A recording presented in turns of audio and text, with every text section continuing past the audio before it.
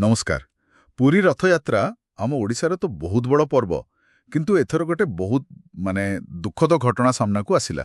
हाँ बहुत ही दुखद आम पाखे जो लेखाटी अच्छी पुरी रथयात्रा दुर्घटना एक दुखद विवरणी सेटाकू आधार करी आज आमे टिके कथा हेबा। हाँ, से गुंडीचा मंदिर पाखे जहा हेला सेही दला चकटा परिस्थिति विषय माने केमती हेला काहींकी हेला आउ तापरे कौन सबू हेला से सबू जानिबा। ठीक तेबे लेखा अनुसारे घटनाटा हेला रविवार दिन बहुत भोरू पाखापाखि 4टा बेलकू। सेते भोरू? हाँ गुंडीचा मंदिर पाख बड़दाण्डले माने हठात भयंकर भिड़ आउ सेइथुरु दला चकटा बोली गोटे स्थिति हेगला। ओहो, आउ माने जीवन भी गला सेथिरे?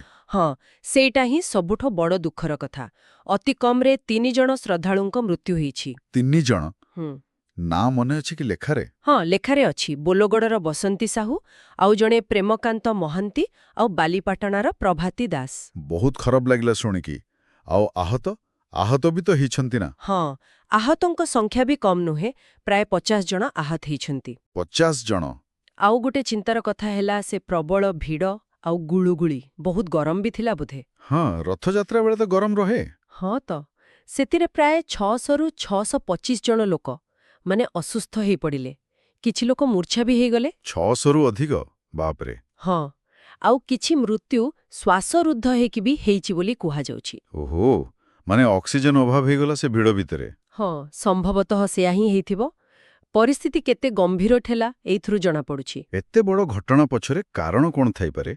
लेखारे कोन कुहा जायछि? देखंतु मुख्य कारण तो सेई भोर समय रे हठात करी बहुत बेसी लोक एकाठी हेइ जिबा। माने अप्रत्याशित भावरे? हाँ आउ ता संगकू प्रबल गरम गुळुगुळी बड़दाण्डरे सेते बेलकू जागा भी नथिबो सेई अत्यधिक भिड़ता मुख्य कारण बोली कुहा जाउछि। अच्छा। आउ गोटे कथा भी लेखारे अछि जेमिति से रथयात्रा रे विशेष करी बलभद्रंक रथ टिके अटकी जाइथिला कुआडे। हाँ शुणिबाकू मिलिथिला से कथा। त से विलंब जोगु भी गोटे जागारे भिड़टा आहुरी बढ़ी जाई थाई पारे आउ लोकंक भितरे टिके अधैर्य भाव आसी जाइथिबो। किंतु मते गोटे कथा आश्चर्य लागुछि एते सुरक्षा व्यवस्था तो करा जाइथिला एआई कैमेरा ड्रोन पाखापाखि 10,000 सुरक्षाकर्मी एते सबु थाई भी एमती हेला? हाँ सेईटा गोटे बड़ प्रश्न। व्यवस्था निश्चय व्यापक थिला किंतु कथा हेउछि लक्ष लक्ष लोकंक भिड़ ता पुणी गोटे निर्दिष्ट समय रे हठात बढ़ी गले सेतेबेले नियंत्रण करिबा बेले बेले बहुत कष्ट होई जाए। माने सेई मुहूर्तरे किछु गड़बड़ होई गला? हाँ बोधुए सेई गुरुत्वपूर्ण समय रे भिड़टा एते बढ़ीगला जे ताकू ठीक भावे संभाળી हेलानी। लेखारु तो सेमिति इंगित मिलुछि। अच्छा, तापरे सरकार कोन कले? किछि पदक्षेप नियागला? हाँ घटना परे परे ही तत्परता देखा जाइछि।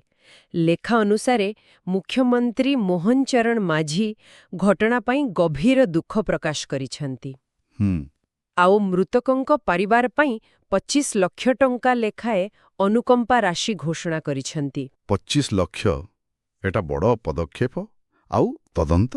हाँ गोटे उच्च स्तरीय प्रशासनिक तदंत पाई भी निर्देश देइछंती। केवल तदंत ना आउ किछि कार्यानुष्ठान भी हेइछि? कहा उपरे दायित्व ठीक करा जाइछि के?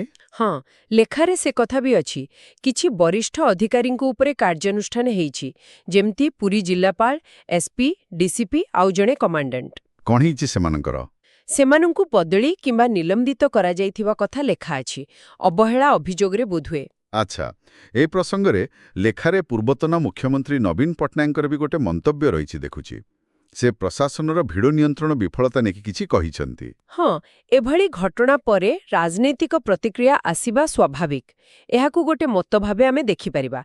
लेखारे जहा अछि आमे सेतिकी ही कहूछु। ठीक कथा। आमे कोनोसी पक्ष नेउ न। तेबे एबे आगोकू कोन माने परवर्ती पदक्षेप कोन रहिबो? देखंतु प्रथम काम हेबो तदंतकू शीघ्र सारिबा आउ सुरक्षारे केउठी त्रुटि रहिला ताकू चिन्हट करिबा। तापरे जो क्षतिपूरण घोषणा हेइछि ताकू ठीक समय रे देबा आहत मानंकू सबु प्रकारर सहाय्य जोगाई देबा। आउ भविष्यत पाई सेटा सबुठु जरूरी। भविष्यत रे जेमिति एमिति न हुए सेथिपई भिड़ परिचालन व्यवस्था को पूरा समीक्षा करिबाकू हेबो। कोउठी कोन बदलिबा दरकार से सबु देखिबाकू पड़िबो। आउ भक्त मानकू भी तो किछि नियम मानिबाकू पड़िबो ना? निश्चय ଶାନ୍ତି ଶୃଙ୍ଖଳା ରକ୍ଷା କରିବା ସୁରକ୍ଷା ନିୟମ ମାନିବା ଏସବୁ ପାଇଁ ଅନୁରୋଧ ବି କରାଯାଇଛି। ସମସ୍ତଙ୍କର ସହଯୋଗ ଦରକାର। ହଁ, ଏ ଦୁଃଖଦ ଘଟଣା ଆମ ସମସ୍ତଙ୍କ ପାଇଁ ଗୋଟେ ଚେତାବନୀ ଭଳି। ବଡ଼ ସମାବେଶରେ କେତେ ବିପଦ ଥାଇପାରେ ସେ କଥା ମନେ ପକେଇ ଦେଉଛି। ଏକଦମ। କର୍ତ୍ତୃପକ୍ଷ କହିଛନ୍ତି ଯେ ସେମାନେ ଭକ୍ତଙ୍କ ସୁରକ୍ଷାକୁ ସବୁଠୁ ଅଧିକ ଗୁରୁତ୍ୱ ଦେବେ ଆଉ ଯାହା ବି ତ୍ରୁଟି ଅଛି ତାକୁ ସୁଧାରିବେ। ଲେଖାରୁ ତ ଏତିକି ଜଣାପଡ଼ୁଛି। ଶେଷରେ ଗୋଟେ କଥା ମନକୁ ଆସୁଛି, ଯାହା ବିଷୟରେ ଆମ ଶ୍ରୋତାମାନେ ବି ଚିନ୍ତା କରିପାରିବେ। ଏତେ ବଡ଼ ବଡ଼ ଧାର୍ମିକ ପରମ୍ପରା ଆଉ ସେଥିରେ ଆସୁଥିବା ଲକ୍ଷ ଲକ୍ଷ ଭକ୍ତଙ୍କ ସୁରକ୍ଷା, ଏ ଦୁଇଟା ଭିତରେ ଗୋଟେ ସଠିକ୍ ସନ୍ତୁଳନ କେମିତି ରଖାଯାଇପାରିବ? ଏହା ଏକ ବଡ଼ ପ୍ରଶ୍ନ।